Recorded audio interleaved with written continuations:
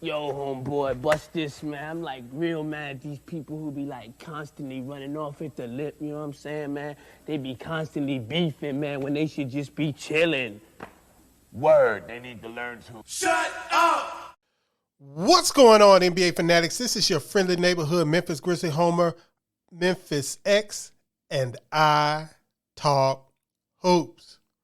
Today, I am talking about the Christmas ass kicking the Warriors delivered to the Grizzlies. But first, every hero needs their theme music. You shouldn't have been talking shit.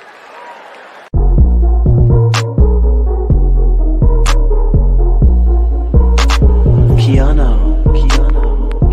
Grizz gang, go hard. Baddest in the game, we be on one. I talk hoops, so secure. All up on the court, but we gon' score. Memphis bringing heat, straight from Tennessee. Ja Morant spiking, let's go, boy. He that MVP. Well, it seems that the NBA season has officially started. As you guys know, most people say when the Christmas Day games happen, that's when the season unofficially begins, the real season.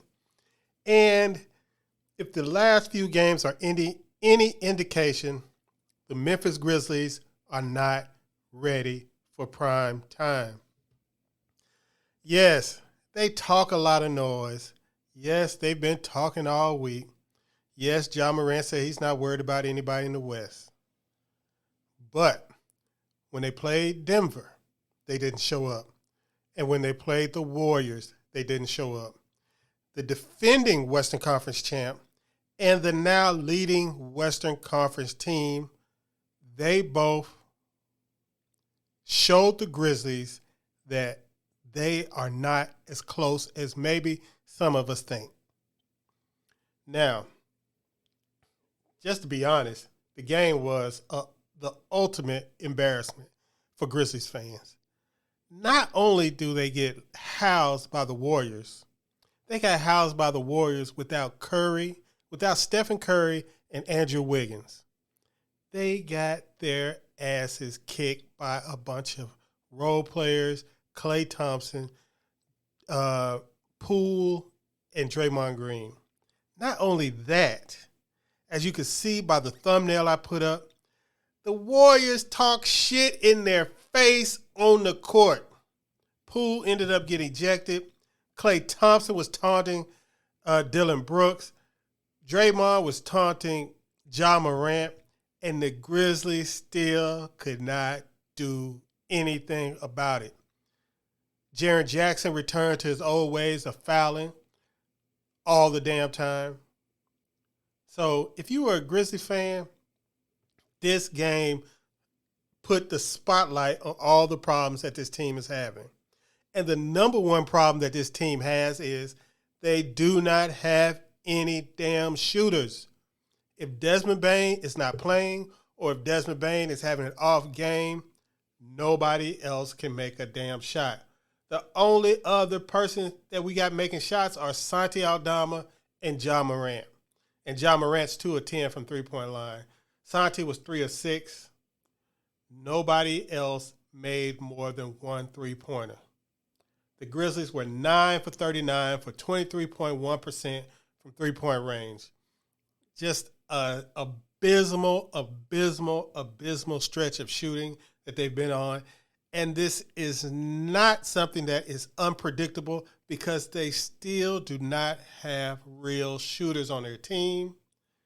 I mean, Jaren Jackson should be a shooter, but he's not on the court. Dillon Brooks is not a shooter. He's a guy who shoots the ball a lot. Now, he'll make some occasionally. Adams, no shooter. Ja Morant, his three-point shot has gone south for the last month. Brandon Clark is not a shooter. Zaire Williams has not shown to be a shooter. Tyus Jones isn't really a shooter. And John Conchar does not make shots in big games. And even if he did, he doesn't shoot enough to be considered a shooter. So the Grizzlies have a shooting problem. And now maybe subbing in David Roddy for Zaire Williams or John Conchar might alleviate some of that problem because David Roddy has a quick trigger. He gets shots up. But that means you're counting on a rookie to be your shooter in the playoffs off the bench. Bad business for the Grizzlies. So it looks like everybody has some soul searching to do after this road trip. Ja Morant did have a good game, though. 36 points, 8 assists, 7 rebounds. Steven Adams had a good game. But other than that, Santi Aldama had a good game. Brandon Clark played pretty well. But the rest of the team just didn't show up, man. Guys like Zaire Williams. Well, let me make that. Tyus Jones did show up. Zaire Williams, John Conchar, Jaren Jackson Jr. Man, I don't know.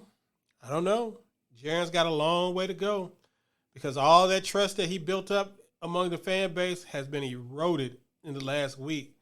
It's like when you have an alcoholic relative that's been on not Alcoholics Anonymous for years and years and years, and you're saying, man, I'm glad to see them straight. And then one day you walk up to them and you smell alcohol on their breath, and you know that's trouble. So, listen, the Grizzlies got some soul searching to do. Like I said, this game was an embarrassment. It should be an embarrassment because of all this shit they've been talking all, not only this season, but the off season. They were Dylan was addressing Clay directly. All this shit talking only to throw a dud up on national TV in front of the whole NBA world. Everybody was watching this game. And the Grizzlies embarrassed themselves. So, hey, they got about another month before they play the Warriors again in Chase Center again. And between now and that game, we are going to learn a lot about the Grizzlies. Either they bounce back and they're leading the Western Conference by the time they get back to the Warriors again and they kick their ass, or they lose their confidence and they're meandering around second, third, fourth, fifth in the West, and they're just barely making it. Either way, we're going to learn some things about the Grizzlies within the next 4 weeks. Fortunately, I get to see them personally on the road against Orlando. I will be attending that game. I think that's going to be the next game I attend. But until then, until the next game, we got Phoenix, I think Tuesday. And Devin Booker went out last night with his groin hurt again, so we might get another Devin Booker-less Suns team. But I guarantee you what, they gave Denver fits even after Booker got hurt 4 minutes into the game. I guarantee you they're not going to play soft against us again. They're going to be ready. So the Grizzlies got a lot of work to do. Hopefully they get it done. I think they should be able to get it done.